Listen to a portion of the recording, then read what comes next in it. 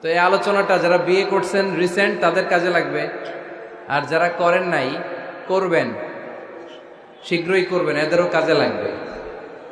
আর যারা মুরব্বী অনেক অভিজ্ঞতা ওনাদেরও কাজে লাগবে, ওনারা এটা শুনে নাতি নাত করতে শোনাতে পারবে, ঠিক কিনা?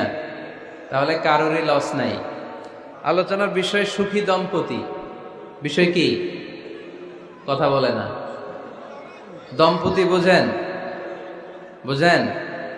স্বামী আর স্ত্রী বানায় যেজন মিস্ত্রি, সে বড় আজব কারিগর ও মনরে সে বড় কঠিন কারিগর, ঠিক কিনা? পৃথিবীর প্রথম দম্পতি হচ্ছে সাইয়েদনা আদম আলাইহিস সালাম আর হাওয়া আলাইহিস সালাম। পৃথিবীর প্রথম স্বামী আদম আলাইহিস সালাম, প্রথম স্ত্রী হাওয়া আলাইহিস সালাম। ওয়া কুলনা ইয়া আদম উসকুন আনতা ওয়া যাওজুকাল জান্নাহ। আল্লাহ বললেন, আদম তুমি আর তোমার জোড়া বা তোমার স্ত্রী দুজনে মিলে জান্নাতে থাকো। তাহলে ওনারা ছিলেন স্বামী আর স্ত্রী, ঠিক কিনা? তাহলে এই দাম্পত্য সম্পর্কটা এটা জান্নাতি সম্পর্ক। কি সম্পর্ক? উত্তর দিতে হবে দৌলতপুরের ভাইরা। রাগ করছেন আমার সাথে? শীত লাগতেছে? উত্তর দেওয়া যাবে আওয়াজ করে?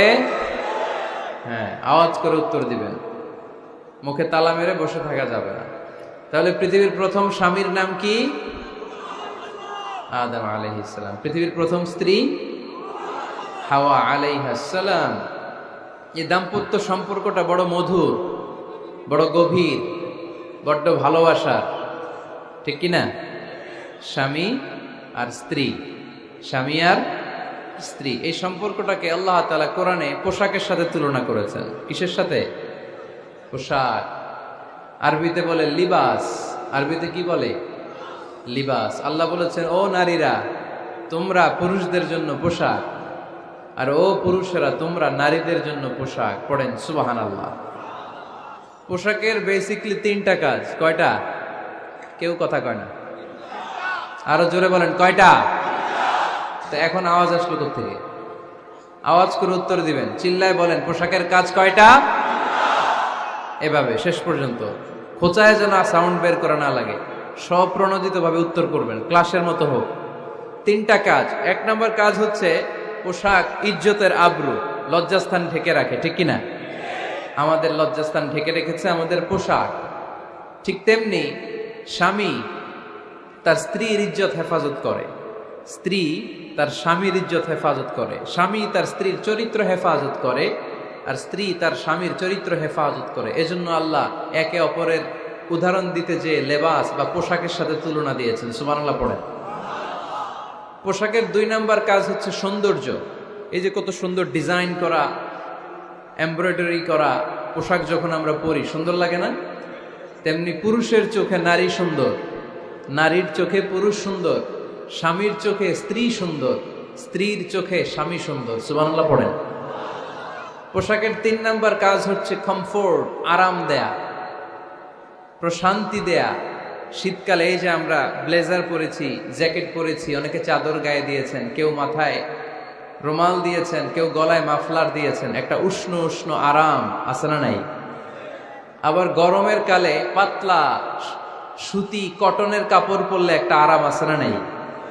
তাহলে পোশাক পরলে যেমনি আমাদের দেহ প্রশান্ত হয়, আরাম পাওয়া যায়, তেমনি স্বামী স্ত্রীর স্পর্শ পেলে সে আরাম পায়, তার হৃদয়টা প্রশান্ত করে দেয় কে?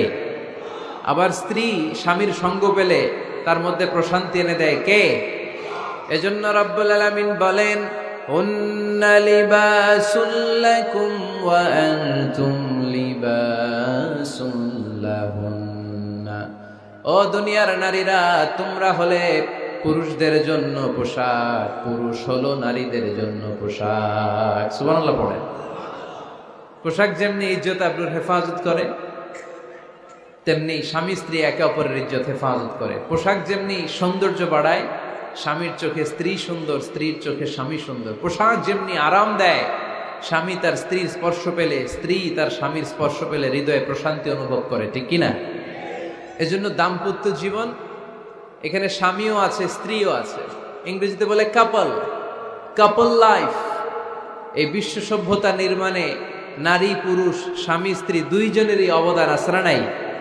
এজন্য সুনানে তিরমিজির বর্ণনায় আল্লাহর হাবিব সাল্লাল্লাহু আলাইহি ওয়াসাল্লাম বললেন, আন-নিসাউ শাকাইকুর রিজাল, নারীরা হচ্ছে পুরুষের কাউন্টার পার্ট, নারীরা হচ্ছে পুরুষের পার্টনার, সহকর্মী, সহযোগী।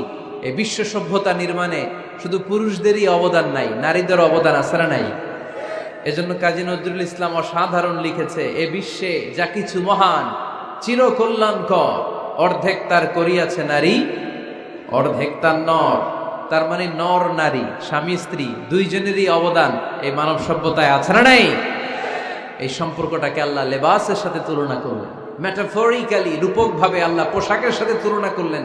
পোশাক যেমনি গায়ের সাথে লেগে থাকে, পোশাক যেমনি চামড়ার সাথে মিশে থাকে, স্বামী স্ত্রীর সম্পর্কটাও এরকম একাকার, মিলেমিশে, ভালোবেসে একাকার।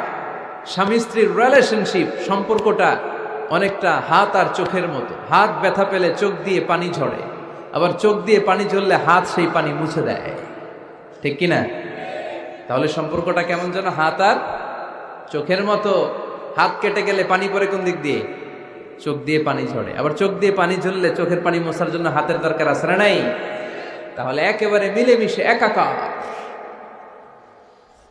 সুখী দাম্পত্য জীবন, স্বামী স্ত্রী এই জান্নাতি সম্পর্কটাকে কিভাবে উপভোগ করবে, কিভাবে একে অপরের সাথে ডিলিংস করবে, আচরণ করবে, এ ব্যাপারে কোরআন এবং সুন্নায় আমাদের জন্য গাইডলাইন দেয়া আছে না নাই? আমরা গাইডলাইন নিব কোরআন থেকে। কোত্থেকে? কোরআন থেকে আর সুন্নাহ থেকে। কারণ এই কোরআন আর সুন্নাহ আমাদেরকে সঠিক জীবন দর্শন শিখায়, কিভাবে এই পৃথিবীতে চললে পৃথিবীতেও সুখ, আবার আখেরাতেও সুখ, এর সব দিক নির্দেশনা কোরআনে আছে না নাই? তাহলে এই যে স্বামী স্ত্রীর দাম্পত্য জীবন, এক্ষেত্রে প্রত্যেককে আল্লাহ তাআলা কিছু দায়িত্ব দিয়েছে। আজকে দায়িত্বগুলোর ব্যাপারে আমরা শুনব। স্ব স্থানে থেকে প্রত্যেকেই, স্বামী যদি স্বামীর দায়িত্ব পালন করে, স্ত্রী যদি স্ত্রীর দায়িত্বটুকু পালন করে, তাহলে দাম্পত্য জীবনটাকে জান্নাতি দাম্পত্য সুখ দিয়ে ভরে দিবে কে? আল্লাহ। আমাদের প্রত্যেকের দাম্পত্য জীবন সুখী হোক, সমৃদ্ধ হোক, আমরা চাই কি চাই না? অনেকে বলে হুজুর সুখ নাই, সুখ নাই, ঘরের ভেতরে গেলেই জাহান্নাম। আহা, কথা শোনে না আমার। আবার স্ত্রীরা বলে হুজুর দোয়া করবেন, পরকিয়া করে, খালি এসএমএস পাঠায়, আমারে ভাল লাগে না, এখন অন্যদিকে ঘুরে, এরকম আসরা নাই? দুই দিক থেকে অভিযোগ। বোনদের জন্য কোনো প্যান্ডেল ট্যান্ডেল আছে নাকি আজকে? হ্যাঁ, তো আমরা প্রথমে স্বামীর দায়িত্ব শুনবো। দাম্পত্য জীবনে স্বামীকে আল্লাহ তাআলা কি দায়িত্ব দিয়েছে, তারপর স্ত্রীকে আল্লাহ তাআলা কি দায়িত্ব দিয়েছে, এবং দুইজনের আবার কালেকটিভ সম্মিলিত কিছু দায়িত্ব আছে, এগুলো আমরা শুনবো। শুনতে রাজি আছেন তো? কষ্ট হচ্ছে আপনাদের? আচ্ছা, তো প্রথমে আমরা সম্মিলিত দায়িত্বের কথা শুনবো। সম্মিলিতভাবে আল্লাহ স্বামী স্ত্রী দুইজনকেই কিছু দায়িত্ব দিয়েছে, যে দায়িত্বটা দুইজনের উপরই বর্তায়। এরপরে শুনবো স্বামীকে আল্লাহ কিছু দায়িত্ব দিয়েছে, এটা শুনবো। এরপরে স্ত্রীকে কিছু দায়িত্ব দিয়েছে। আল্লাহর কসম, এই দায়িত্বগুলো যদি স্বামী স্ত্রী সম্মিলিতভাবে পালন করে, এক একটা ঘরকে আল্লাহ জান্নাতি পরিবার বানায় দিবে, সুখী সমৃদ্ধ জান্নাতি দম্পতি বানায় দিবে। এরকম দাম্পত্য জীবন, সুখময় দাম্পত্য জীবন আমাদের হোক। আমরা চাই কি চাই না? চাই। তাহলে আমরা প্রথমে আলাদা আলাদা দায়িত্ব শোনার আগে সম্মিলিত বা কালেকটিভ রেসপন্সিবিলিটি কি আছে, এই সম্মিলিত দায়িত্বগুলো শুনব। স্বামী স্ত্রীর দুইজনের কাঁধেই বর্তায় এরকম প্রথম দায়িত্ব হচ্ছে স্যাক্রিফাইস। দাম্পত্য জীবনের আসল খেলাটা হচ্ছে স্যাক্রিফাইসের খেলা। কিসের খেলা? স্যাক্রিফাইস। এটা লাগবে। আমার বোনেরা অথবা যুবতী বোনেরা, অথবা রিসেন্টলি বিয়ে হয়েছে এরকম বোনেরা, আজকে তো এক ভাই এসে দোয়া চাইল, হুজুর 3 দিন আগে বিয়ে হয়েছে আমার, একটু দোয়া করে দেন। তারপর যুবক ছেলেরা, তোমরা যারা বিয়ে করনি, করবা, খেয়াল করে শোনো, এগুলো কাজে লাগবে। স্যাক্রিফাইসটা খুব জরুরি। স্যাক্রিফাইস ইজ দ্য কি of a successful happy couple life. একটা সুখী দাম্পত্য জীবনের আসল চাবি হচ্ছে স্যাক্রিফাইস। আওয়াজ করে বলতে হবে, চাবিটার নাম কি? স্যাক্রিফাইস করতে হবে, একটু মানিয়ে নেয়া, একে অপরকে বোঝা, একটু ভালোবাসা, একটু মানিয়ে চলা, এটার নাম হচ্ছে স্যাক্রিফাইস। একে অপরকে বোঝার চেষ্টা করা, একটু মানিয়ে চলার চেষ্টা করা, একটু ভালো লাগা, একটু ভালোবাসা, সুখ দুঃখ ভাগাভাগি করে মিলেমিশে একাকার হয়ে যাওয়া, এটার নামই দাম্পত্য জীবন, ঠিক কিনা? হ্যাঁ, এটার নামই দাম্পত্য জীবন। মিলেমিশে একাকার হয়ে যেতে হবে, স্যাক্রিফাইসের মানসিকতা অর্জন করতে হবে, একে অপরের দোষ ধরলে চলবে না, কারণ no one is perfect in this life. আপনি যে আপনার বউয়ের দোষ ধরতেছেন, আপনার দোষ নাই? কথা বলেন না কেন? আপনারও দোষ আছে না নাই? তো লিস্ট দুই ভাবে করা যায়, একটা হচ্ছে দোষের লিস্ট আর একটা হচ্ছে গুণের লিস্ট। দোষের লিস্ট বাদ দিয়ে দেন। আপনার স্ত্রীর মধ্যে আল্লাহ তাআলা কি কি গুণ দিয়েছে এই গুণগুলোর লিস্ট করুন, দোষের লিস্ট নয়। দাম্পত্য জীবনটাই এমন, কখনো ঝগড়া, কখনো হাসাহাসি, কখনো মেঘ, কখনো বৃষ্টি, আছে না নাই? হয় না এরকম? আপস অ্যান্ড ডাউনস, মাঝে মাঝে একটু ঝগড়া, মাঝে মাঝে আবার ভালোবাসা, আবার খুনসুটি, এগুলো মিলেমিশে একাকার করে স্যাক্রিফাইস দিয়ে একে অপরকে জয় করে নিতে হয়। কারণ no one is perfect in this world. এই পৃথিবীতে কেউই পারফেক্ট না। আপনি আপনার বউয়ের দোষ খুঁজলে আপনারও দোষ আছে না নাই? কেউ দোষমুক্ত নয়। এজন্য দোষ না খুঁজে আমরা স্যাক্রিফাইস করব। দাম্পত্য জীবনের এটাকে সুখী সমৃদ্ধ করার এক নাম্বার চাবিকাঠি হচ্ছে স্যাক্রিফাইস। তাহলে সুখী দাম্পত্য জীবনের এক নাম্বার চাবির নাম কি? স্যাক্রিফাইস। চিল্লায় বলতে হবে, সেটা কি? দাম্পত্য জীবনকে সুখী করার দুই নাম্বার কালেকটিভ ফর্মুলা হচ্ছে ঝগড়া করা যাবে না। ঝগড়া আপনারা করেন নাকি ভাবির সাথে? ভাবির সাথে ঝগড়া করেন কে কে? দেখি হাত তোলেন।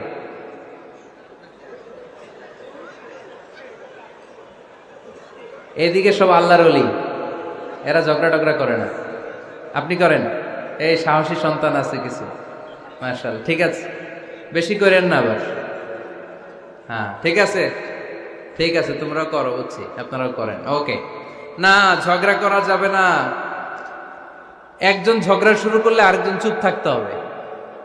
দুইজনই ঝগড়া করলে, দুইজন রেগে গেলে ঝামেলা আসরা নাই। স্বামী রেগে গেলে স্ত্রী চুপ, স্ত্রী কখনো রেগে গেলে স্বামী চুপ, দুইজনই রেগে গেলে তৃতীয় বিশ্বযুদ্ধ, ঠিক কিনা? এজন্য ঝগড়া করতে দেয়া যাবে না। কারণ এই ঝগড়া, সামান্য ঝগড়া থেকে এই ঝগড়া বাড়তে বাড়তে এটা বিচ্ছেদের দিকে গড়ায়, ডিভোর্স হয়ে যায়। এরকম কত কেস যে আমার কাছে আসে, কত কেস যে আমার কাছে আসে যে হুজুর ছোট্ট ঝগড়া থেকে আমাদের মধ্যে ঝগড়া বাড়তে বাড়তে ইগো প্রবলেমের কারণে বিচ্ছেদে গড়ায়। আর এই ঝগড়া একটু শুরু হলে ইবলিস শয়তানের কাজ হচ্ছে পালে বাতাস দেয়। কি দেয়? পালে বাতাস পেলে এটা দাউ দাউ করে উঁচু হয়ে ওঠে। আগুনের মধ্যে যেমনি কেরোসিন ঢাললে দাউ দাউ করে জ্বলে, সামান্য ঝগড়ার ছোতা পেলে ইবলিস শয়তান খালি দাউ দাউ করে এই ঝগড়ার আগুনকে জ্বালিয়ে দেয়, ঠিক কিনা? এজন্য ঝগড়া করবেন না, মেহেরবানি করে ঝগড়া শুরু করবেন না। যে কোনো মূল্যে এই ঝগড়াকে থামায় রাখতে হবে। তো ফ্যামিলিতে ঝগড়া অনেক সময় হয়ে যায়, কিন্তু একজন ঝগড়া করলে আরেকজন চুপ থাকতে হবে। ঝগড়া নিয়ে একটা মজার গল্প আছে, শুনবেন? ঝগড়া নিয়ে যে গল্পটা, সেটা হচ্ছে এক স্বামী ওয়াজ শুনে বাড়িতে গেছে রাত 11টায়। তো বাড়ির কাছাকাছি যেতে না যেতে, স্ত্রীর আবার স্বভাব হচ্ছে রাতের খাবারটা স্বামীর সাথে একসাথে খায়, আলাদা খায় না। তো বাড়ির সামনে যেই স্বামী ফোন দিছে ওয়াইফকে, এই শুরু করার আগে দরজাটা খোলো, আমি চলে আসছি। তো ওয়াইফ এসে দরজা খুলে দিছে। এবার স্বামী ঘরে ঢুকে বলে, শুরু করার আগে রাতের খাবারটা দিয়ে দাও টেবিলে, খেয়ে ফেলে। স্ত্রী বেচারি ডাইনিং টেবিলে খাবার দিয়েছে, হাজব্যান্ড বেচারা ওয়াশরুম থেকে ফ্রেশ হয়ে ডাইনিং টেবিলে বসেছে, স্ত্রীও বসেছে। তো খুব বড্ড গরম। হাজব্যান্ড বলে, শুরু করার আগে ফ্যানটা ছাড়ো। এইবার তো স্ত্রী বেচারি রেগে মেগে আগুন, কি আসার পর থেকে শুরু করার আগে, শুরু করার আগে, কি শুরু করার আগে? হাজব্যান্ড বলে, এই তো শুরু হয়ে গেল। মানে কি? ঝগড়া। মানে কি? ঝগড়া। প্রিয় ভাইয়েরা, ঝগড়া করবেন না। স্বামী রেগে গেলে স্ত্রী চুপ থাকবেন, স্ত্রী রেগে গেলে স্বামী চুপ থাকবেন। কারণ সহিহ মুসলিমে এসেছে, ইন্না ইবলিসা ইয়াদাউ আরশাহু আলাল মা। ইবলিস শয়তান তার সিংহাসন গেড়েছে সাগরের উপর। কোথায়? ইবলিসের সিংহাসন কোথায়?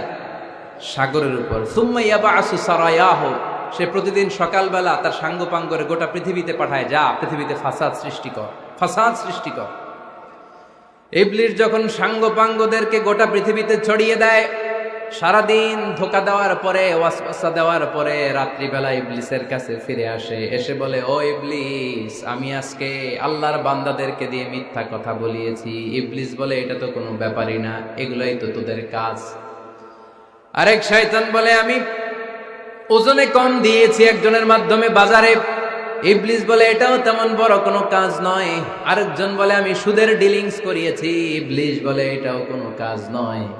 আরেক শয়তান বলে, আমি মদের আড্ডাখানায় নিয়ে মসজিদে যেতে নিয়েছিল, সেখান থেকে সরিয়ে মদের আড্ডাখানায় আল্লাহর বান্দাদেরকে নিয়েছি। ইবলিস বলে, এইটাও তেমন বড় কোনো কাজ নয়। আরেক শয়তান এসে বলে, মা তারাকতুহু হাত্তা ফাররাকতু বাইনাহু ওয়া বাইনা ইমরাআতিহি, আমি এক আল্লাহর বান্দার সাথে বান্দির ঝগড়া লাগিয়ে ঝগড়া করাতে করাতে তালাক পর্যন্ত নিয়ে গিয়েছি। মা তারাকতুহু হাত্তা ফাররাকতু বাইনাহু ওয়া বাইনা ইমরাআতিহি, আমি এক ইমানদার পরিবারকে ধ্বংসের শেষ প্রান্তে নিয়ে গিয়েছি। সামান্য ঝগড়ার পরে আমি ওয়াসওয়াসা দিতে দিতে ঝগড়া বাড়াতে বাড়াতে তালাক পর্যন্ত নিয়েছি। ইবলিস বলে, শাবাশ, তুই তো কাজের মতো কাজ করেছিস, আমার কাছে আয়, আমার কাঁধে ওঠ। ইবলিস তখন ওই শয়তানকে কাঁধে নিয়ে নাচতে শুরু করে। নাউজুবিল্লাহ পড়বেন না? এজন্য ইমানদারদের সংসার ভেঙে খান খান হোক, এটা হলে ইবলিস খুশি, আর ইমানদারের পরিবার টিকে থাকলে আমার আল্লাহ খুশি।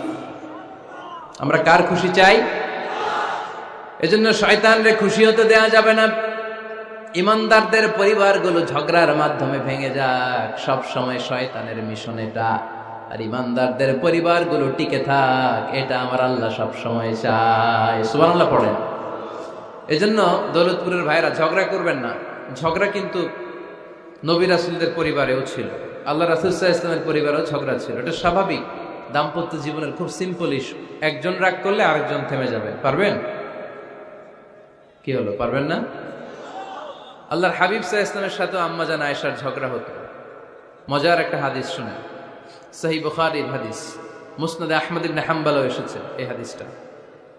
আম্মা জান আয়েশার সাথে ঝগড়ার পর আম্মা জান আয়েশাও রাগ, আল্লাহ রাসূল সাল্লাল্লাহু আলাইহি ওয়াসাল্লামও রাগ। এখন রাগ মেটানোর দরকার আছে না নাই? আল্লাহ রাসূল সাল্লাল্লাহু আলাইহি ওয়াসাল্লাম বললেন, আয়েশা চলো মিটমাট করে ফেলি। সুবহানাল্লাহ কইবেন না? চলো মিটমাট করি। তো কারে ডাকবো মিটমাটার জন্য? ওমর রে ডাকি। আম্মা জান আয়েশা বলে, না, ওমর গলিব, ওমর খুব মেজাজ ওয়ালা, আমার ডর লাগে। তোমার আব্বারে ডাকি। আব্বারে ডাকেন, আব্বারে ডাকেন। খুশি হয়ে গেছেন আম্মা জান আয়েশা রাদিয়াল্লাহু। আবু বকর রাদিয়াল্লাহু চলে আসলেন, দাঁড়ালেন। এবার বিষ্ণু সাল্লাল্লাহু আলাইহি ওয়াসাল্লাম বললেন, তাতাকাল্লিমিন আও আতাকাল্লাম, কি ঘটছে আমাদের মাঝে, তুমি বলবা না আমি বলবো? আম্মা জান আয়েশা বললেন, তাতাকাল্লামু আনতা ওয়ালা তাকুল ইল্লা হাক্কান, আপনিই বলেন, তবে সত্য ছাড়া মিথ্যা বলেন না। আবু বকর রাদিয়াল্লাহু তাআলা আনহু শুনে রেগে গেলেন, কি এ কেমন কথা তোমার? নবীকে উদ্দেশ্য করে তুমি বলছো সত্য ছাড়া মিথ্যা বলবেন না, নবী কখনো মিথ্যা বলবে নাকি? রেগে মেয়ের গায়ে মেরেছে এক চর। চর খেয়ে আম্মা জান আয়েশা উল্টে পড়ে গেলেন। সাইয়েদনা আবু বকর রাদিয়াল্লাহু তাআলা আনহু রেগে গড়গড় করতে লাগলেন, আবার মারার জন্য উদ্যত হলেন। আম্মা জান আয়েশা রাদিয়াল্লাহু তাআলা আনহু বাঁচার জন্য এবার বিশ্বনবীর পিছনে যে আশ্রয় নিলেন। সুবহানাল্লাহ পড়বেন না? বিশ্বনবী সাইয়েদনা আবু বকরের সামনে দুই হাত মেলে ভেবে দাঁড়িয়ে গেলেন। আল্লাহর হাবিব যখন আম্মা জান আয়েশাকে বাঁচানোর জন্য দুই হাত উঁচু করে দাঁড়িয়ে গেলেন, সাইয়েদনা আবু বকর থেমে গেলেন। সাইয়েদনা আবু বকর এই পরিস্থিতি দেখে ঘর থেকে বের হয়ে ঘরের বাইরে দাঁড়ালেন। এবার আল্লাহর রাসূল সাল্লাল্লাহু আলাইহি ওয়াসাল্লাম আম্মা জান আয়েশাকে তুললেন, বললেন, ইয়া আয়েশা কাইফা রাআইতিনি আনকাসতুকি মিনার রাজুল, দেখলা নাকি কেমন করে আমি তোমার বাবার হাত থেকে তোমারে বাঁচালাম? আজকে আমি যদি সামনে দাঁড়িয়ে না বাঁচাতাম, তোমার বাবা তোমারে একেবারে মেরেই ফেলতো। সুবহানাল্লাহ পড়ে। দেখছো আয়েশা, আমি বাঁচাইলাম তোমারে, আমার সাথে ঝগড়া করো, আমি বাঁচাইলাম। এই কথা শুনে আম্মা জান আয়েশা রাদিয়াল্লাহু তাআলা লজ্জায় পড়ে হেসে দিলেন। সুবহানাল্লাহ পড়বেন না? এত আস্তে সুবহানাল্লাহ। লজ্জায় হেসে দিলেন। বিষ্ণু ঈসা ইসলাম এবার হেসে দিলেন। দুইজনের হাসাহাসি শুনে বাইরে থেকে আবু বকর রাদিয়াল্লাহু তাআলা আনহু হাসির আওয়াজ শুনে অবাক, কিরে এতক্ষণ যুদ্ধ, এখন আবার হাসি? কেন হাসে দেখার জন্য সাইয়েদনা আবু বকর রাদিয়াল্লাহু তাআলা আনহু ঘরের ভেতরে ঢুকলেন, ঢুকে দেখেন আম্মা জান আয়েশাও হাসে, বিশ্বনবীও হাসে। সাইয়েদনা আবু বকর হেসে দিলেন, আরশের উপর থেকে খুশি হয়ে গেলেন কে? এবার সাইয়েদনা আবু বকর বলেন, ইয়া রাসূলুল্লাহ, ইয়া হাবিবাল্লাহ, আশরিকানি ফি সিলমিকুমা কামা আশরাকতুমানি ফি হারবিকুমা। নবী গো, আপনাদের দুইজনের মধ্যে যুদ্ধ লাগলে যেমনি মিটমাট করার জন্য আপনি আমারে ডাকেন, আপনাদের এই আনন্দ গণ মুহূর্তগুলোতে শরীক হওয়ার জন্য মাঝে মাঝে আমারে ডাইকে। সুবহানাল্লাহ পড়েন। আপনাদের মধ্যে যুদ্ধ লাগলে সন্ধি করার জন্য যেমনি আমারে ডাকেন, আপনারা যখন আনন্দ ঘন পরিবেশ এরকম খুনসুটি করেন, হাসাহাসিতে মেতে ওঠেন, তখন একটু আমারে রাইখেন। সুবহানাল্লাহ পড়বেন না? দেখেন, আল্লাহ রাসূল সাল্লাল্লাহু আলাইহি ওয়াসাল্লাম পৃথিবীর সবচাইতে শ্রেষ্ঠতম মানুষ। উনাদের পরিবারেও ঝগড়া হতো, কিন্তু এই ঝগড়া কোনোদিন তালাক পর্যন্ত গিয়েছে? কথা বলেন না কেন? আল্লাহর হাবিব সাল্লাল্লাহু আলাইহি ওয়াসাল্লাম তার কোন স্ত্রীকে তালাক দিয়েছেন? প্রায় আম্মা জান আয়েশার সাথে রাগারাগি হতো। আল্লাহর হাবিব সাল্লাল্লাহু আলাইহি ওয়াসাল্লাম বলতেন, আয়েশা, কখন তুমি রেগে থাকো সেটাও আমি জানি, কখন তুমি আমার উপর খুশি থাকো সেটাও আমি জানি। ইয়া আয়েশা, ইন্নী লা আ'লামু ইযা কুনতি আন্নী রাদিয়া ওয়া ইযা কুনতি আলাইয়া গাদবা। আয়েশা, কখন রেগে থাকো তাও বুঝি, কখন খুশি থাকো তাও বুঝি। আম্মা জান আয়েশা বললেন, ইয়া রাসূলুল্লাহ, কেমনে বোঝেন? বিশ্বনবী বললেন, তোমার দোয়ার বাক্যগুলো শোনো বুঝি। যখন তুমি আমার উপরে খুশি থাকো তখন দোয়ার সময় তুমি এভাবে বলো, ওয়া রাব্বি মুহাম্মদ, ও মুহাম্মাদের রব, আপনি আমাদের সব গুনাহ মাফ করে দেন। আর যখন তুমি আমার উপর রেগে থাকো তখন তুমি মুনাজাতের সময় বলো, ওয়া রাব্বি ইব্রাহিম, ইব্রাহিমের রব, আপনি আমাদেরকে ক্ষমা করে দেন। তার মানে যখন তুমি রেগে থাকো তখন দোয়ার সময় আমার নামটা মুখে নিতে চাও না।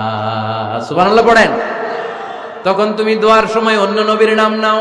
আম্মা জান আয়েশা বললেন, ইয়া রাসূলুল্লাহ, মা আহাজুরু ইল্লা ইসমাক, আমি তো শুধু নামটাই সরাই, আমার মুখ থেকে কেবল আপনার নামটাই সরায় রাখি, আমার হৃদয় থেকে কখনো আপনারে সরাতে পারি না।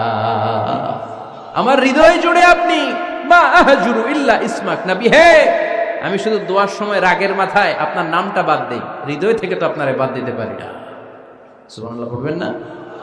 তার মানে নবীদের ফ্যামিলি তো ঝগড়া এগুলো হতো, কিন্তু এটা তালাক পর্যন্ত গড়াতো না, ঠিক কিনা? তাহলে এখন থেকে আমাদের এই স্লোগান নিতে হবে যে ঝগড়া করলেও আমরা ডিভোর্সের দিকে যাব না। পারা যাবে? আর একজন রেগে গেলে আরেকজনকে চুপ থাকতে হবে। ভাবি রেগে গেলে আপনি চুপ, পারবেন? পারবেন না? ইনশাআল্লাহ। এই যারা বিয়ে করে না এরা ইনশাআল্লাহ, আর বাকিরা চুপচাপ। আওয়াজ করে পড়েন না ইনশাআল্লাহ। তাহলে প্রথমে স্যাক্রিফাইস, তারপর ঝগড়া করা যাবে না। 3 নাম্বার, দাম্পত্য জীবনের কোনো গোপন কথা অন্যের কাছে শেয়ার করা যাবে না। হাদিসে এসেছে, এটাকে বলা হয়েছে আ'যামুল আমানা, এটা সবচেয়ে বড় আমানত। যারা দাম্পত্য জীবনের একান্ত বিষয় কারোর সাথে শেয়ার করে তারা সবচেয়ে বড় কবিরা গুনাহ করে। আশারুন নাস বলেছেন বিশ্বনবী এদেরকে, সবচেয়ে নিকৃষ্ট মানুষ। ইয়াউমাল কিয়ামাতি মানজিলাতান, আল্লাহর কাছে কিয়ামতের দিন সবচাইতে নিকৃষ্ট হয়ে দাঁড়াবে ওই দম্পতি, ওই নারী কিংবা ওই পুরুষ, তুফদি ইলা যাওজিহি ওয়া ইউফদি ইলা যাওজিহা সুম্মা ইউনশিরু সিররাহা। তারা একান্ত সময়ে ফিজিক্যাল ইন্টিমেসিতে যা করে এটা পরে মানুষের কাছে বলে বেড়ায়, এরকম আছে না নাই? খবরদার, এটা বড় কবিরা গুনাহ। অনেক বোনরা একসাথে হলে দাম্পত্য জীবনের বিভিন্ন গোপন বিষয় নিয়ে কথা বলে, আছে না নাই? অনেক পুরুষরা একে অপরের সাথে, বন্ধুদের সাথে বিভিন্ন বিষয় নিয়ে শেয়ার করে, এটা এমন ওইটা এমন, এগুলো বলা যাবে? আসিবাউ হারাম। দাম্পত্য জীবনের সব বিষয়, স্বামীর সব বিষয় স্ত্রীর কাছে আমানত, স্ত্রীর সব বিষয় স্বামীর কাছে আমানত রেখেছে কে? দাম্পত্য জীবনের এই প্রাইভেট লাইফের কোনো কিছু কিয়ামত পর্যন্ত অন্যের কাছে প্রকাশ করাকে হারাম ঘোষণা করে দিয়েছে কে? এজন্য খবরদার আমার বোনেরা, একসাথে মহিলারা হলে পেটের কথা পিঠের কথা সব বের করে দেয়, আছে না নাই? তাহলে 3 নাম্বার, প্রাইভেসি বজায় রাখবেন, এটা দুজনেরই দায়িত্ব। 4 নাম্বার, অহেতুক সন্দেহ পরিহার করুন। অনেক স্ত্রী আছে হাজবেন্ডের খালি সন্দেহ করে, এই ওদিকে তাকাই লাগেন, ওই মেয়ের দিকে তাকাই লাগেন, মোবাইল দেখি, মোবাইল দাও, ফেসবুকের পাসওয়ার্ড দাও, ঢুইকা দেখি মেসেঞ্জারে কার সাথে চ্যাট করছে, এই অফিসের ফাইল দেখি, এই এটা দেখি, এই তোমার ইনবক্স চেক করবো, এদিকে দাও, আছে না নাই? এই সন্দেহ ঘরটারে জাহান্নামের টুকরা বানিয়ে ছেড়েছে। অহেতুক সন্দেহ করবেন না। আবার ভাইরা ভাবিদেরকে অহেতুক সন্দেহ করবেন না, এই ওদিকে গেলা কেন, ওদিকে তাকাইলা কেন, এটা করলা কেন, ওইটা করলা কেন, দেখি তোমার মোবাইল, তোমার মোবাইলের গ্যালারি দেখি, লক করে রাখছো কেন, লক খোলো। আছে না নাই? অহেতুক সন্দেহ ফ্যামিলিটারে জাহান্নামের টুকরা বানিয়ে দেয়। হ্যাঁ, ভ্যালিড কোনো অপরাধ যদি স্বামী করে ফেলে, ভ্যালিড কোনো অপরাধ যদি স্ত্রী করে ফেলে, পরকীয়ার কোনো বিষয় যদি প্রমাণিত হয়, বসেন, কনসাল্ট করেন, একে অপরের সাথে কথা বলেন, জিজ্ঞেস করেন। কিন্তু অহেতুক, আমি অনেক ফ্যামিলি এরকম দেখেছি, আমার কিছু বন্ধুকেও আমি দেখেছি যে এদের অবস্থা খুব খারাপ, খালি সন্দেহ করে। আছে না নাই? এই সন্দেহের রোগটা বড় রোগ, এই রোগ থেকে বেরিয়ে আসতে হবে। অহেতুক সন্দেহ করা যাবে না। 5 নাম্বার, হাজব্যান্ড ওয়াইফের দায়িত্ব হচ্ছে একে অপরের সহযোগী হতে হবে, সহকর্মী। আল্লাহর জান্নাত পাওয়ার ক্ষেত্রে একে অপরের সহযোগী। আপনি একা জান্নাতে যাবেন, ভাবি জাহান্নামে, এটা আপনি চান? জি না, আওয়াজ নাই আমগো গলায়। আপনি এটা চান? ভাবি একা জান্নাতে যাবে, আপনি যাবেন না, এটা ভাবি চায়? চায় না। তাহলে গেলে একসাথেই যান না, একসাথেই যান, একসাথেই যাবেন, আলাদা না। এজন্য আল্লাহর আনুগত্যে, আল্লাহর ইবাদতে, দাম্পত্য জীবনে একে অপরের সহযোগী হতে হবে। স্বামী ভুল করলে স্ত্রী সুন্দর করে শুধরে দিবে, স্ত্রী ভুল করলে স্বামী শুধরে দিবে। ফজরের সময় স্ত্রী হাজবেন্ডকে ডেকে দিবে, উঠতে না চাইলে ঠান্ডা পানির ছিটা দিবে। কারণ জান্নাতে একা যাওয়া যাবে না, গেলে দুইজনই যাবে। কথা কয় না? দুইজনেই জান্নাতে যাওয়ার দরকার আছে না নাই? যত বেশি আপনারা আল্লাহর আনুগত্যে আগাতে পারবেন, তত আপনাদের মহাব্বত বাড়ায় দিবে কে? এই যে হাজবেন্ড ওয়াইফের ভালোবাসাটাকে বলে লাভ পিরামিড। কি pyramid? Love pyramid, like triangle, ত্রিভুজ আকৃতির। হাজবেন্ড ওয়াইফের ভালোবাসাটা ত্রিভুজ আকৃতির। The closer the couple comes to Allah, the closer they comes to each other. Husband wife যত বেশি আল্লাহর কাছে যাবে, তারা নিজেরাও নিজেদের তত কাছে যাবে। হাজবেন্ড ওয়াইফ আল্লাহর সম্পর্ক থেকে যত দূরে সরে যাবে, তারা নিজেরাও নিজেদের থেকে তত দূরে সরে যাবে। ঠিক কিনা? ত্রিভুজ চিনেন আপনারা? হ্যাঁ, এই জিওয় কয়েকজন জিওয়, আপনারা ত্রিভুজ চিনেন না? চিনি, জিওয়, ঠিক আছে। ত্রিভুজের কয় কোণা? হ্যাঁ, 3 কোণা। এই যে এরকম লাভ পিরামিড, 3 কোণা। এই উপরের কোণায় আল্লাহর অবস্থান, আর এই কোণায় স্বামী, এই কোণায় স্ত্রী। তো তারা আল্লাহর দিকে যত যাবে, নিজেরাও তত কাছে যাবে। আর তারা আল্লাহর সম্পর্ক থেকে যত দূরে চলে যাবে, নিজেদের মধ্যে দূরত্ব বাড়তে থাকবে। ঠিক কিনা? পিরামিডটা বুঝতে পারছেন? ত্রিভুজ আকৃতির সম্পর্কটা লাভ পিরামিড এরকম, 3 কোণা। উপরের কোণায় থাকে আল্লাহ, এদিকে স্বামী, এদিকে স্ত্রী। তারা যদি আল্লাহর কাছে উভয়ে যেতে চায়, উভয়ে কাছাকাছি আসতেছে না? কথা বলেন না কেন? আর আল্লাহর আনুগত্য ইবাদত থেকে দুইজন যদি দূরে সরে যায়, তাহলে দুজনের দূরত্ব বাড়িয়ে দেয় কে? এজন্য স্বামী হবে স্ত্রীর সহযোগী, সহকর্মী। নামাজের সময় একে অপরকে ডেকে দিবেন, মোবাইলে অ্যালার্ম দিয়ে রাখবেন। স্বামী স্ত্রীরে ডাকেন, স্ত্রী স্বামীরে ডাকেন। স্বামী স্ত্রীকে কোরআন তেলাওয়াত শোনাবেন, স্ত্রী স্বামীরে কোরআন তেলাওয়াত শোনাবেন। ফ্যামিলিটারে জান্নাতি ফ্যামিলি বানায় দিবে কে? তাহলে এই 5টার দায়িত্ব কালেকটিভ রেসপন্সিবিলিটি, স্বামীর উপরও বর্তায়, স্ত্রীর উপরও বর্তায়। এগুলো মেনে চললে দাম্পত্য জীবন সুখকর করে দিবে কে? মনোযোগ আছে? কষ্ট হচ্ছে? এবার আমরা হাজবেন্ডের দায়িত্ব শুনব। হাজবেন্ডের প্রথম দায়িত্ব হচ্ছে, হাজবেন্ড হচ্ছে caretaker of the family, in charge, protector. আর রিজালু কাওয়ামুনা আলান নিসা। আল্লাহ বললেন স্বামী হলো তার স্ত্রীর ইনচার্জ, প্রোটেক্টর। স্ত্রীকে সুরক্ষা দিবে, স্ত্রীকে টেক কেয়ার করবে, স্ত্রীর দায়িত্বে থাকবে। এই দাম্পত্য জীবনের দুইজনের সংসারকে, সংসারের মধ্যে স্বামীকে দায়িত্বশীল বানিয়েছে কে? পুরুষ দায়িত্বশীল। পুরুষ কখনো নারীর ক্ষতি করে না, সুপুরুষ নারীর ক্ষতি করে না। ঠিক কিনা? গোটা পুরুষ সমাজ নারী সমাজের সুরক্ষা দিবে। যেগুলো নারীকে একান্তে পেলে রেপ করে, এই যে ঢাকা বিশ্ববিদ্যালয়ে একটা রেপের ঘটনা ঘটছে না, যে এই বেয়াদবটা এই কাজ করেছে, এটা কি পুরুষ না কুপুরুষ? এটা কি সুপুরুষ না কুপুরুষ? সুপুরুষ নারীর প্রোটেকশন দেয়, নারীর টেক কেয়ার করে, তার ইনচার্জ, তার দায়িত্বশীল। দাম্পত্য জীবনে অর্থনৈতিক যত দায় দায়িত্ব আছে, সব আল্লাহ তাআলা পুরুষের কাঁধে দিয়েছে। কার কাঁধে? এই দাম্পত্য লাইফে নারীর কোনো অর্থনৈতিক দায় দায়িত্ব নারীর কাঁধে আল্লাহ দেয় নাই। এজন্য সব অর্থনৈতিক দায়িত্ব পুরুষের ঘাড়ে।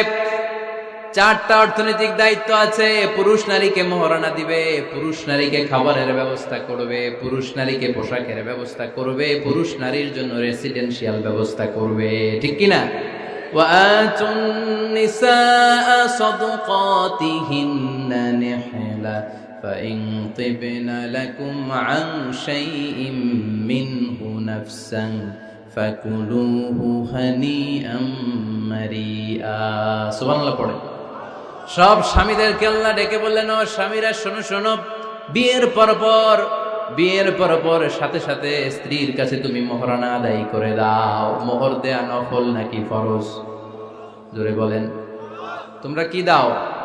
সিলটি পুলা মোহরানা দাও? হ্যাঁ, মোহরানা দিতায় নাকি যৌতুক খাইতা? খিতা করতা? হ্যাঁ, কি দিব? মোহরানা দিব। মোহরানা দেয়াকে ফরজ করেছে কে? আল্লাহ। তো মোহর দিতে টাকা লাগে না? এই টাকার দায়িত্ব পুরুষের ঘাড়ে দিছে কে? 2 নাম্বার দায়িত্ব, আলাল মাউলুদি লাহু রিজকুহুন্না ওয়া কিসওয়াতুহুন্না বিল মা'রুফ। স্বামী স্ত্রীর জন্য খাদ্যের ব্যবস্থা করবে, পোশাকের ব্যবস্থা করবে। 3 নাম্বার, ওয়াসকিনুহুন্না মিন হাইসু সাকানতুম মিন ওয়াজদিকুম। নিজের সামর্থ্যের মধ্যে থেকে স্ত্রীর জন্য রেসিডেন্সিয়াল একটা এরিয়ার ব্যবস্থা করে দিবে। সুবহানাল্লাহ পড়ে। তাহলে অর্থনৈতিক দায়িত্বের মধ্যে 4টা: মোহরানা দেয়া, মিলস খাবারের ব্যবস্থা করা, মানে ফুডিং অ্যান্ড ক্লোথিং, পোশাকের ব্যবস্থা করা, সর্বশেষ রেসিডেন্সিয়াল ব্যবস্থা করা। এই যে অর্থনৈতিক সব দায়িত্ব, খরচ যেখানেই আছে, সব দায়িত্বগুলো পুরুষের কাঁধে দিল কে? চিল্লায় বলেন কে? খরচের সবকিছু আল্লাহ তাআলা পুরুষের কাঁধে দিয়েছেন। এটা হচ্ছে পুরুষের ফিনান্সিয়াল দায়িত্ব। এবার দাম্পত্য জীবনে পুরুষের নন ফিনান্সিয়াল কিছু দায়িত্ব আল্লাহ তাআলা দিয়েছেন, এগুলো আমরা শুনব। এবার দাম্পত্য জীবনে নন ফিনান্সিয়াল পুরুষের যে দায়িত্ব আছে সেটা আমরা শুনবো। 1 নাম্বার দায়িত্ব হচ্ছে, স্বামীর উচিত স্ত্রীর সাথে ভালো আচরণ করা। ভালো আচরণ করেন তো আপনারা? জি হয়। এই শুধু উনি করে, বাকিরা খিতা কর্তা, মারামারি কর্তা নেই, খিতা কর্তা। হ্যাঁ, সালাম দিবেন, স্ত্রীকে কি দিবেন? আল্লাহ বললেন, ওয়া আশিরুহুন্না বিল মা'রুফ। স্ত্রীর সাথে কোমল ভাষায়, ভালো শব্দে, ভালো বাক্যে ভালো কথা বলো। স্ত্রীর সাথে খারাপ আচরণ করো না। স্ত্রীকে দেখলে তুমি মুচকি হাসি দাও। অনেক স্বামী আছে কখনো স্ত্রীকে দেখলে মুচকি হাসি দেয় না, চেহারাটা বাংলা পাসের মতো এরকম করে রাখে, আছে না নাই? দৌলতপুরের লোকের অবশ্য অনেক ভালো, এই যে সবার মুখে হাসি, মুচকি হাসি। হাসেন তো, মুচকি হাসি দেন তো একটা।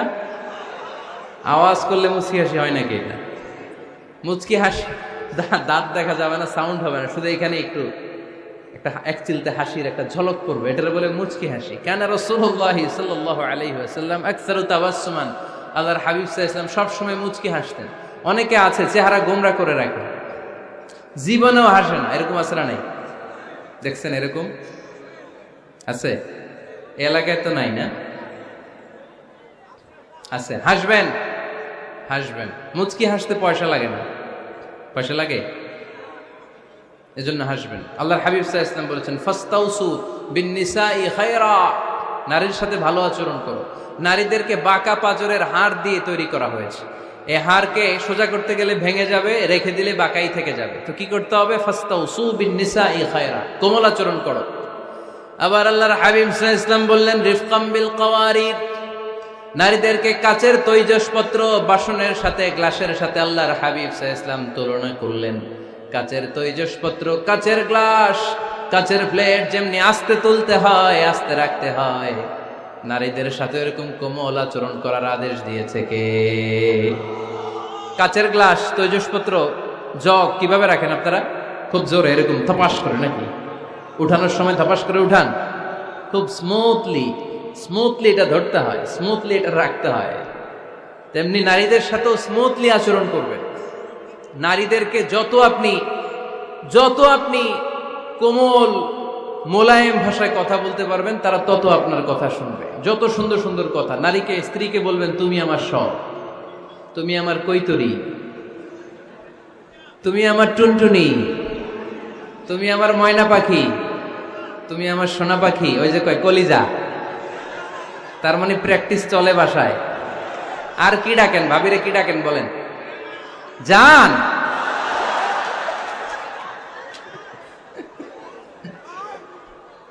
যান ডাকেন। আর ভাবি কি ডাকে আপনাদেরকে? বাবু। কি ডাকে? বাবু ডাকে। আর কি ডাকে? হ্যাঁ, বেবি। পোলাপান কত দুষ্ট দেখছেন, বেবি ডাকে নাকি। স্বামী স্ত্রীর মধ্যে এই সোহাগপূর্ণ, এই ভালোবাসাপূর্ণ এই ডাকাডাকিতে কোনো গুনাহ নাই, আছে সওয়াব। এগুলো দাম্পত্য জীবনকে সুখময় করে, ঠিক কিনা? তাহলে স্ত্রীদের সাথে কোমল আচরণ করতে হবে, 1 নাম্বার দায়িত্ব। 2 নাম্বার দায়িত্ব, স্ত্রীর সেক্সুয়াল ডিজায়ারকে ফুলফিল করতে হবে। সেন্সিটিভ, যেগুলো ব্যাখ্যা করে বোঝানো কঠিন। আপনারা বুঝবেন যারা ম্যাচিউরড, মোর দেন 18 ইয়ার্স, যারা 18+ যাদের বয়স, সেক্সুয়াল ডিজায়ার ফুলফিল করা হাদিসে এসেছে, এটা স্বামীর দায়িত্ব। ফিজিক্যাল ইন্টিমেসির সময় নিজের ডিজায়ার ফুলফিল হলেই কুইট না করা, সময় দেয়া, এটা আবশ্যক। এই বিষয়েও প্রত্যেক স্বামীর খেয়াল রাখা দরকার। সংক্ষেপে শেষ করে দিলাম। 3 নাম্বার, স্ত্রীর ব্যক্তিগত বৈধ কাজে স্বাধীনতা দিতে হবে স্বামীর। অনেক স্বামী এই ছোট্ট বিষয় নিয়ে মারামারি লাগায় ফেলে ঘরে। স্ত্রীর ব্যক্তিগত বৈধ যে চয়েস, এটাতে আপনি স্বাধীনতা দিবেন। স্ত্রীর মনে চায় রান্না বান্না শিখতে, আপনি বললেন তুমি কম্পিউটার শিখো, কিলাকিলি আছে না নাই? স্ত্রীর মনে চায় কাঁথা সেলাই শিখতে, নকশি কাঁথা, আপনি বললেন না তুমি ল্যাঙ্গুয়েজ শিখো, ঝামেলা আছে না নাই? না, আপনি একটা ইন্ডিভিজুয়াল, আপনার স্ত্রী আর একটা ইন্ডিভিজুয়াল, প্রত্যেকের আলাদা ব্যক্তিগত রুচি, চাহিদা, মতামতের গুরুত্ব আছে না নাই? এজন্য প্রত্যেক স্বামীর উচিত স্ত্রীর বৈধ ব্যক্তিগত যে কাজ, অবৈধগুলা না। আবার স্ত্রী বলল যে জি বাংলা দেখবো, তুমি একটা টিভি নিয়ে আসো, আনা যাবে?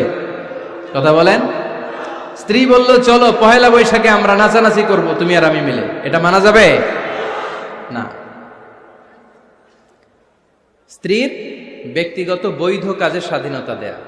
আম্মা জান আয়েশা রাদিয়াল্লাহু তাআলা আনহা বলেন, ওয়া কানা লি সাওয়াহিবু ইয়ালআবনা মাই, বুখারীর বর্ণনা, আমি যখন আল্লাহর হাবিব সাল্লাল্লাহু আলাইহি ওয়াসাল্লামের বাড়িতে বউ হয়ে আসলাম, আমার কিছু খেলার সাথী ছিল। আমি কাপড় দিয়ে পুতুল বানাতাম আর ঘোড়া বানাতাম, এগুলো দিয়ে খেলতাম। আমার সাথীরা আসলে রাসূল সাল্লাল্লাহু আলাইহি ওয়াসাল্লাম ঘরের পর্দা নামিয়ে দিয়ে আমার জন্য ঘরটা ছেড়ে দিত। সুবহানাল্লাহ কইতে পারলেন না? আল্লাহর হাবিব সাল্লাল্লাহু আলাইহি ওয়াসাল্লাম কখনো বলতেন না আয়েশা তোমার বান্ধবীরা যেন ঘরে না আসে, কখনো বলতেন না আয়েশা আমি নবী মানুষ, তুমি নবীর বউ, তুমি কেন পুতুল দিয়ে খেলো, তুমি যেন কাপড় দিয়ে পুতুল বানাও, কেন ঘোড়া বানাও, এগুলো বন্ধ করো। কোনদিন বিশ্বনবী আম্মা জান আয়েশা রাদিয়াল্লাহু তাআলা আনহার পুতুল খেলায় বাধা দেন নাই, সাথীদের সাথে খেলাধুলায় কখনো বাধা দেন নাই। সুবহানাল্লাহ পড়েন। ছোট্ট মেয়েদের জন্য কাপড়ের পুতুল দিয়ে খেলাধুলা করা এটা জায়েজ, কারণ ছোট্ট মেয়েরা দেখবেন পুতুল বানায়, এটারে দুধ খাওয়ায়, এটার জন্য রান্না করে, এটার গোসল করায়। এটাকে ছোট্ট মেয়েদের জন্য পুতুল খেলা জায়েজ রাখা হয়েছে এজন্য, কারণ তারাই কিছুদিন হবে এই প্রজন্মের মা। তাদের সন্তানদেরকে কেমন করে লালন পালন করবে তার একটা প্র্যাকটিস খেলার ছলেই ছোটবেলায় হয়ে যায়। সুবহানাল্লাহ পড়েন। এজন্য 3 নাম্বার দায়িত্ব স্ত্রীর ব্যক্তিগত হালাল যে কাজগুলো আছে, তার ব্যক্তিগত এই ভালো কাজগুলোতে আপনার স্বাধীনতা দিতে হবে, বাধা দেয়া যাবে না। 4 নাম্বার দায়িত্ব, স্ত্রীর প্রশংসা করবেন। কি করবেন? প্রশংসা। আমরা খালি দোষ খুঁজি, তোমার রান্না ভালো না, তোমার চেহারা ভালো না, তোমার বাপ ভালো না, তোর মা ভালো না, তোর 14 গোষ্ঠী খারাপ, আছে না নাই? তো এই বেডি আপনারা ভালোবাসবে? এই বেডি তো আজীবন আপনার বদনাম করবে, ঠিক কিনা? কোনোদিন তারে আপনি প্রশংসা করলেন না, প্রশংসা করবেন।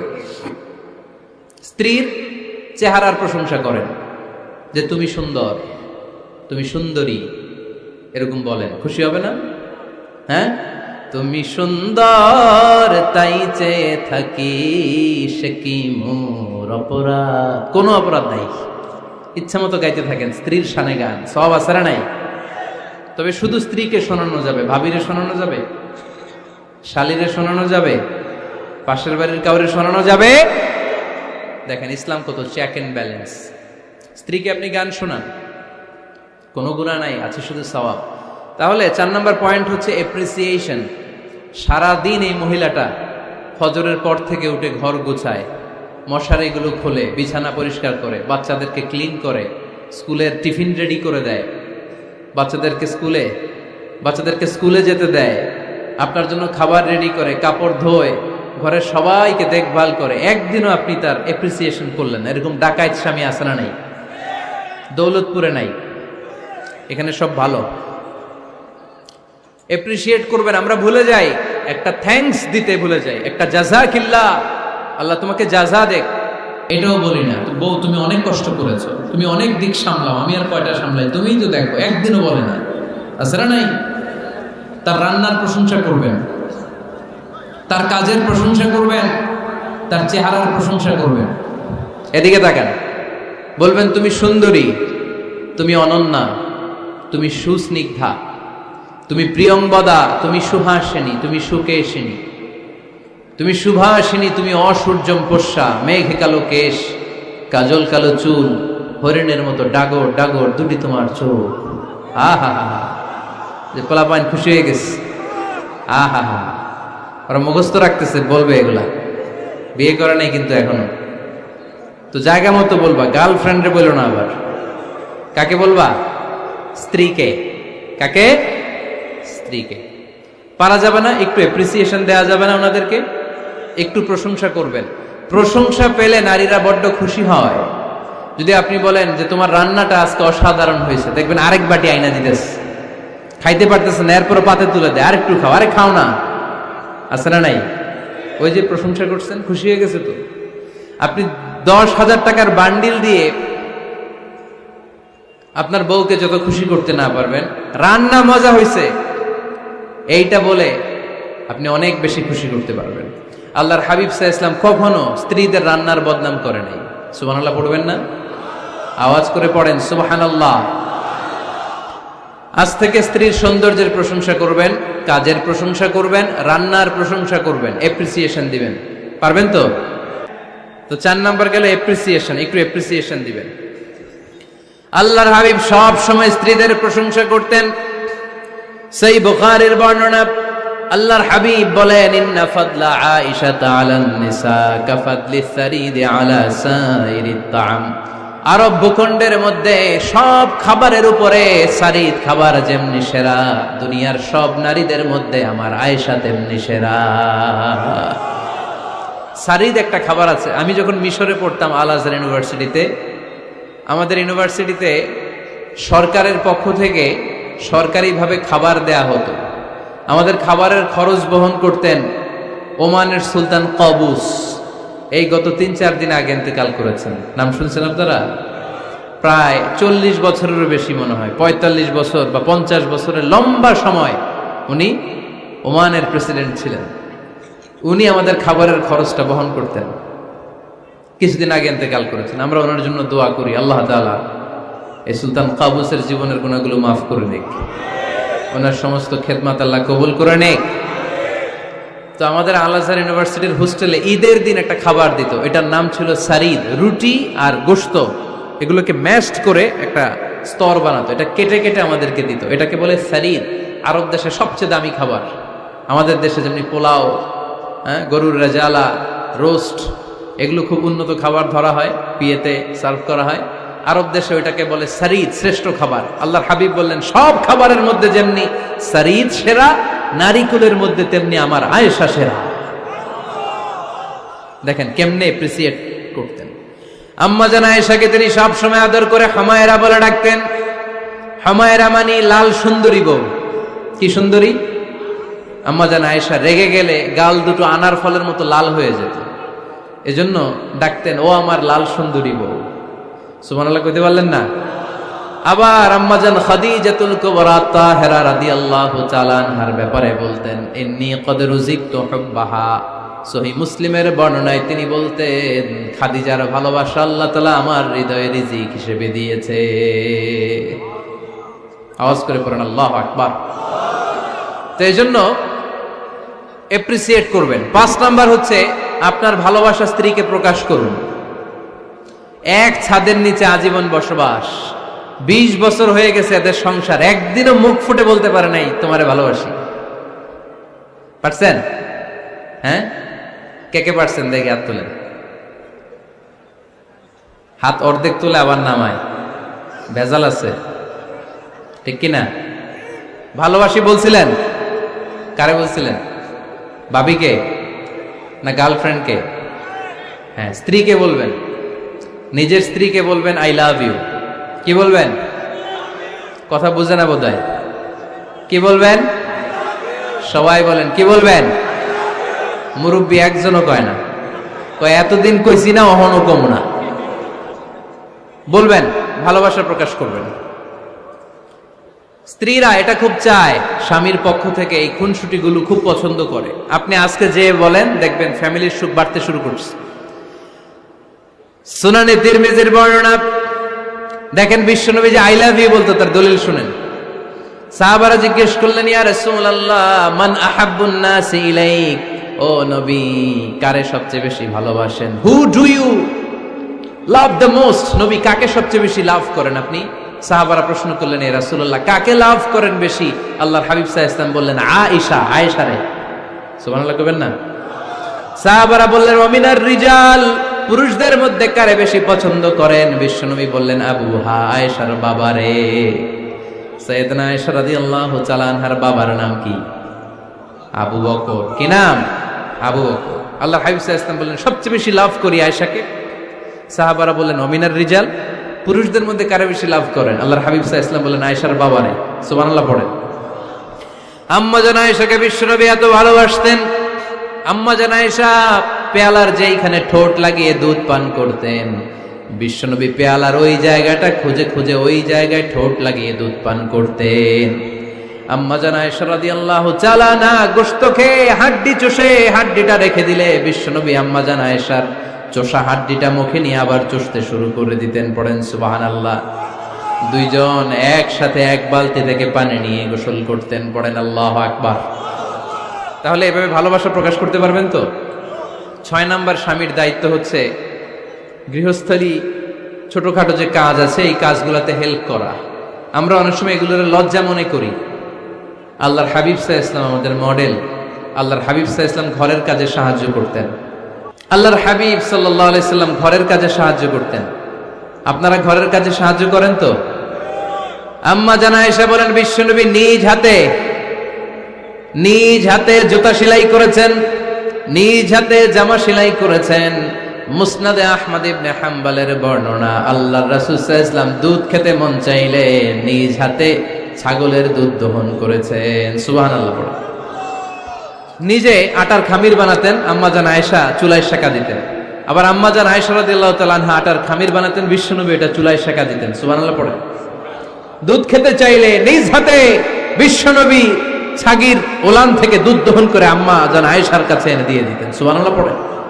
তাহলে ঘরের কাজে সহায়তা করবেন, ঘরের কাজে সহায়তা। 7 নাম্বার, হালাল এন্টারটেইনমেন্ট, হালাল বিনোদন। এটা ইসলাম জায়েজ রেখেছে। অনেকে আমরা বিনোদনটাকে হারাম মনে করি, এরকম আছে না নাই? হ্যাঁ, বিনোদন দুই ধরনের, একটা হারাম এন্টারটেইনমেন্ট আর একটা হচ্ছে হালাল এন্টারটেইনমেন্ট। আম্মা জান আয়েশা রাদিয়াল্লাহু তাআলা আনহাকে নিয়ে মরুভূমিতে দৌড়াদৌড়ি করতেন। ভাবির সাথে দৌড়াদৌড়ি করছেন কারা কারা? দেখি হাত তোলেন। হ্যাঁ, দৌড়াদৌড়ি করছেন কোথায়? যৌতুকের লাগে হেতেরে দৌড়াইছেন? হেতি বাসাল্লাই দিছে দৌড়, এই দৌড়াদৌড়ি না। আম্মা জান আয়েশা রাদিয়াল্লাহু তাআলা আনহার সাথে বিশ্বনবী মরুভূমিতে দৌড়াদৌড়ি করেছেন। বলেছেন, আয়েশা দেখো কে কার আগে ওই খেজুর বাগান ধরতে পারে, তুমি আগে না আমি আগে। একবার বিশ্বনবী জিতলেন, তার 7 বছর পরে প্রথমে আম্মা জান আয়েশা রাদিয়াল্লাহু তাআলা আনহা ওই দৌড়ে জিতলেন। তার 7 বছর পরে বিশ্বনবী জিতে আম্মা জান আয়েশাকে হারায় দিলেন। পড়েন সুবহানাল্লাহ। ঈদের দিন আম্মা জান আয়েশাকে হাবাসী সাহাবাদের তীর আর বল্লম দিয়ে যে খেলা চলতে এই খেলা দেখাতেন। সুবহানাল্লাহ পড়েন। বিশ্বনবী খেলা দেখাতেন আম্মা জান আয়েশাকে। এই হচ্ছে স্বামীর দায়িত্ব। হালাল এন্টারটেইনমেন্ট আপনি করতে পারবেন। বসেন, দোয়া করে দিচ্ছি, বসেন। বুঝতে পারছি অনেক আগে আসছেন আপনারা। বসেন, বসে যান, এখনই দোয়া হচ্ছে। বসেন বসেন বসেন বসেন, এখনই দোয়া করব। বসে যান, বসে যান। বউকা মাদ্রাসার বিল্ডিং এর কন্ট্রাক্টরের জন্য দোয়া চেয়েছেন, আমরা দোয়া করি আল্লাহ কবুল করুক। আমার ছেলে মেয়ের বিয়ের বয়স হয়ে গেল, পরিবারে বিয়ের কথা বলতে পারি না, লজ্জায়। আহারে কি কষ্ট। মনে করি পরে করে, এটা বললে তারা বলবে এখনো বয়স হয় নাই বিয়ের, পরিবার থেকে বিয়ের কথা চিন্তা করে না। এ ব্যাপারে কিছু বলুন। কিছু বললাম। এই সমস্যা পুরো বাংলাদেশের, ছেলে মেয়েদেরকে সময় মতো বিয়ে দেয় না। ইউটিউবে এই নিয়ে আমার কথাবার্তা পাবেন, শুনে নিয়ে। ছেলের বাবা মেয়ের বাবাদেরকে বলি, ছেলে মেয়েরা উপযুক্ত হলে বিয়ে দিয়ে দেন। বিয়ে না দিলে যৌবনের তাড়নায় যত পাপ করবে, এই পাপগুলো মা বাবার কাঁধেও আছড়া নেই। আচ্ছা, 8 নাম্বার স্বামীর দায়িত্ব হচ্ছে, স্বামীর দায়িত্ব বলেই এখন দোয়া। স্ত্রীর মতামতের গুরুত্ব দিবেন। অনেক স্বামী আছে বাজার করতে গেলে নিজের যেটা মন চায় ওইটাই কিনে, আছড়া নাই। নিজে গরু খাবে, খাসি খাবে, খালি ওইটাই কিনে। আপনার বউ হয়তো পছন্দ করে আচার, পছন্দ করে জলপাই, আমড়া, এগুলো আনে না, আছড়া নাই। খোঁজ খবর নেবেন। অনেকে ফ্ল্যাট কিনতে মনে চায়, হুট করে কিনে ফেলে না। ভাবিরে জিজ্ঞেস করবেন কোন দিকে কিনলে ভালো হয়, ওয়াশরুমটা কোন দিকে দিতে হবে, কিচেনটা কোন দিকে দিলে সুবিধা, জানালাগুলো কোথায় দিলে সুবিধা, এগুলো সব ডিসাইড করে নেবেন। এই কারণেই দাম্পত্য জীবনে সুখ নাই। 9 নাম্বার, একসাথে সময় কাটাবেন। 6 মাসের বেশি কোনো লোক তার স্ত্রীর অনুমতি ছাড়া বাইরে যে প্রবাস জীবন কাটাতে পারবে না। এদেশের অনেক লোক প্রবাসে সময় কাটায়। 6 মাসের বেশি স্ত্রীকে রেখে দিয়ে কোনো হাজব্যান্ড বিদেশে থাকতে পারবে না। সিলেটিরা লন্ডনে থাকে, 6 মাস পরেই আসতে হবে, ঠিক কিনা? সর্বশেষ কথা হচ্ছে, স্ত্রীর জন্য দোয়া করবেন। স্বামীর পক্ষ থেকে স্ত্রীর জন্য দোয়া, এটার গুরুত্ব আছে না নাই? বিশ্বনবী তার স্ত্রীর জন্য দোয়া করতেন। স্ত্রীর জন্য দোয়া করবেন, রব্বানা হাব লানা মিন আজওয়াজিনা ওয়া যুররিয়াতিনা কুররাতা আ'য়ুন ওয়াজআলনা লিল মুত্তাকিনা ইমামা। ও আল্লাহ, আমার স্ত্রীদেরকে, আমার সন্তানদেরকে আমার চক্ষু শীতলকারী বানিয়ে দেন। পড়েন আমিন। আল্লাহ আমার স্ত্রীকে এমন বানান, স্ত্রীকে দেখলেই যেন আমার হৃদয়টা প্রশান্ত হয়, আমার চোখ যেন জুড়িয়ে যায়। এই 10টা দায়িত্ব স্বামীর সুখী দাম্পত্য জীবনের জন্য। স্ত্রীর দায়িত্ব আজকে বলার সুযোগ হলো না, অন্য কোথাও অন্য কোনো মাহফিলে এই বিষয় নিয়ে আলোচনা করব, যে একটা সুখী দাম্পত্য জীবনের জন্য স্ত্রীকে আল্লাহ কি দায়িত্ব দিয়েছে। এই দায়িত্বগুলো আপনারা ইউটিউব থেকে শুনে নেবেন।